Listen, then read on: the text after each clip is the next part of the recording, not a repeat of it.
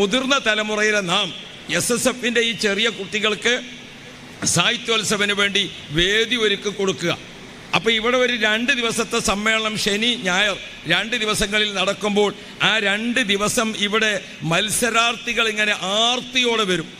വന്ന് അവരെ ഒത്തുകൂടുമ്പോൾ അവർക്ക് നാം നല്ല സപ്പോർട്ട് കൊടുക്കണം. ഏതെല്ലാം വിധത്തിൽ? ഇരിപ്പിട സൗകര്യം. അതേപോലെ തന്നെ ഇരിപ്പിട സൗകര്യം എന്ന് പറഞ്ഞാൽ ഒരു മണിക്കൂറുകൾ കേട്ട് ആസ്വദിച്ചിരിക്കാൻ പറ്റാവുന്ന ഇരിപ്പിട സൗകര്യം.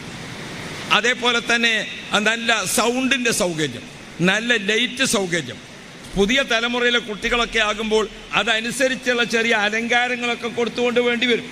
നമ്മുടെ ഒറ്റവാക്കിൽ ഇങ്ങനെ നോക്കുമ്പോൾ ഇത് കുറച്ച് ദൂർത്തായിപ്പോയോ എന്ന് പഴയ തലമുറക്ക് തോന്നിപ്പോകും. യഥാർത്ഥത്തിൽ അത് പുതിയ തലമുറയെ ആകർഷിച്ച് നിർത്തുന്നതിന് അതനുസരിച്ചുള്ളൊരു സൗകര്യം വേണ്ടി, ആ സൗകര്യം.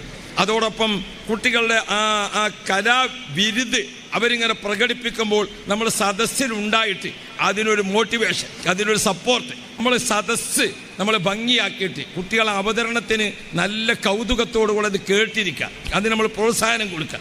2 ദിവസം ഇവിടെ താമസിക്കുമ്പോൾ സ്വാഭാവികമായിട്ടും ഉച്ചക്കത്തെ 2 ബിരിയാണി വേണ്ടി വരും.